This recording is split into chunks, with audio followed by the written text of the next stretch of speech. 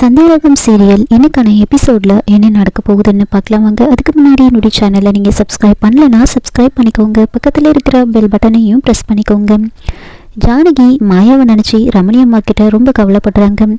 சந்தியாவை தான் நான் இழந்தேன், மாயாவையாவது சீராட்டி வளர்த்து அவளுக்கு ஒரு கல்யாணத்தை பண்ணி வைக்கணும்னு ஆசைப்பட்டேன். ஆனால் இப்போ அதுவும் நடக்காது போல இருக்கு. இந்த மாயா என்ன சொன்னாலும் புரிஞ்சிக்க மாட்டா, யார் என்ன சொன்னாலும் கேட்க மாட்டா, மாறவும் மாட்டா. நம்ம தனமை பார்த்து கூட அவள் மாற மாட்டாளே.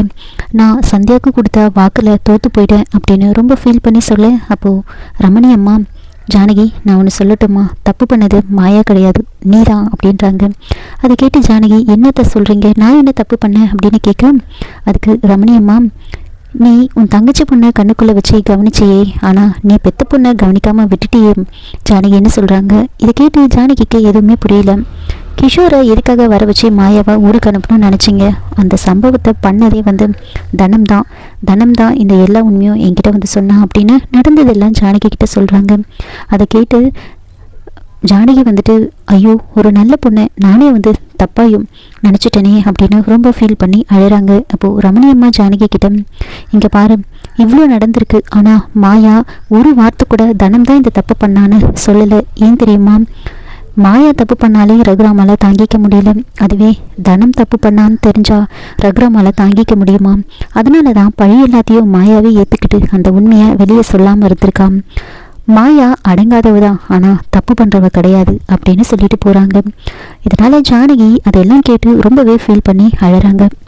பத்மாவும் பார்வதியும் மாயாவோட திங்ஸ் எல்லாம் பேக் பண்ணி கீழே கொண்டு வராங்க. அப்பப்பா எவ்வளோ பொருளை வச்சுருக்கா, எடுக்க வந்துக்கிட்டே இருக்குது, எல்லாம் ஒரு வழியாக பேக் பண்ணியாச்சு அப்படின்னு சொல்லிட்டு இருக்காங்க. இப்போ அப்பு ஜானகி கிட்ட, பெரியம்மா மாயாக்கா இந்த வீட்டை விட்டே போக போகிறாங்களாம், அவங்க எந்த தப்பும் பண்ணியிருக்க மாட்டாங்க பெரியம்மா அப்படின்னு சொல்ல, அதுக்கு ஜானகி, அவள் தப்பு பண்ணலன்னு நமக்கு தெரியும், ஆனால் மற்றவங்களுக்கு தெரியாதுல்ல, மற்றவங்க சொன்னாலும் புரிஞ்சுக்க மாட்டாங்க.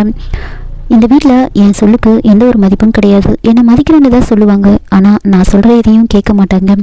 அவள் விதிப்படி என்ன நடக்குதோ நடக்கட்டும் அப்படின்னு ஃபீல் பண்ணிட்டு அழுதுட்ருக்காங்க.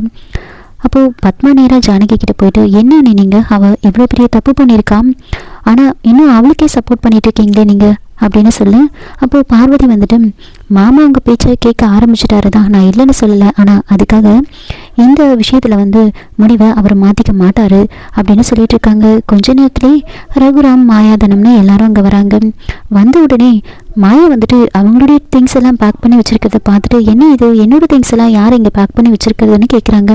அப்போ பத்மா அண்ணன் தான் பேக் பண்ண சொன்னாருன்னு சொல்லிட்டு இருக்காங்க. இன்னொரு பக்கம் சிவா அண்ணா நீங்கள் சொன்ன மாதிரி டிக்கெட் எல்லாம் போட்டாச்சு, நாளைக்கு 2 மணிக்கு ஃப்ளைட்டு, இப்போ கிளம்புனா கரெக்டாக இருக்கும், கார் கூட வர சொல்லிட்டேன் அப்படின்னு சொல்லிட்டு இருக்காங்க. அப்போது ரகுராம் மாயா ஊரை விட்டு போக போகிறதில்ல, மாயா இங்கே தான் இருக்க போகிறா அப்படின்னு சொல்கிறாங்க. இதை கேட்டு பத்மாவுக்கு பயங்கரமாக டென்ஷன் ஆகுது. அப்போ ரமணி அம்மா, என்ன ரகு, மாயா ஏதோ போராட்டம் பண்ணுறா அப்படி இப்படின்னு ரொம்ப கோபமாக போனியே அப்படின்னு கேட்குறாங்க. அதுக்கு ரகுராம் ஆமாம், ஆனால் அவள் சரியான விஷயத்துக்காக தான் போராடி இருக்கா, அவள் பண்ணது அந்த காலேஜோட நிர்வாகத்துக்கு வேணால் தப்பாக தெரியலாமே தவிர மற்றவங்களுக்கு அது சரியாக தான் தோணிருக்கு. அவள் பண்ணது கரெக்டு தான். ஒரு இடத்துல அநீதி நடக்குதுன்னா அதை எதிர்த்து கேட்கறதுல எந்த ஒரு தப்பும் கிடையாது. மாயா பண்ணது சரிதான், மாயா பண்ணது சரின்னவே தான் அந்த காலேஜில் இருக்கிற மற்ற எல்லா பொண்ணுங்களும் மாயாவுக்கு சப்போர்ட்டாக அங்கே இருந்திருக்காங்க அப்படின்னு சொல்கிறாங்க. இதை கேட்டு ரமணி அம்மா ஜானகிலாம் எல்லாரும் ரொம்ப சந்தோஷப்பட்டுட்டு இருக்காங்க. பசங்க ரொம்ப பசியோடு இருப்பாங்க, அவங்கள கூட்டிகிட்டு போய் சாப்பாடு போடுங்க அப்படின்னு சொல்கிறாங்க. ஜானகியை ரகுராம தூங்கிட்டு இருப்பாங்க. அப்போ ஜானகிக்கு ஒரு கனவு வருது. அந்த கனவுல மாயா பண்ண தப்புக்காக ரகுராம நிற்க வச்சு எல்லாரும் கேள்வி கேட்குற மாதிரியும், அதனால ரமணி அம்மா அந்த அமெரிக்காக்காரிக்காக இப்படி நம்ம குடும்பம் அவமானப்பட வேண்டியது ஆயிடுச்சு அப்படின்னு புலம்புற மாதிரியும் ஒரு கனவு வருது. அப்போது அந்த பஞ்சாயத்தில் இருக்கிறவங்க எல்லாரும், இதுக்கு கண்டிப்பாக தண்டனை கொடுத்தே ஆகணும், அந்த தண்டனையை நீங்களே முடிவு பண்ணுங்க அப்படின்னு ரகுராம் கிட்ட சொல்ல, அதனால ரகுராம் நேராக எந்திரிச்சு ஒரு குடம் தண்ணீர் தலையில் ஊற்றிக்கிட்டு, எனக்கு மொட்டை அடிக்க சொல்லுங்க அப்படின்னு சொல்கிறாங்க. இந்த கனவு வந்த உடனே ஜானகி அப்படியே எந்திரிச்சு உட்காடுறாங்க.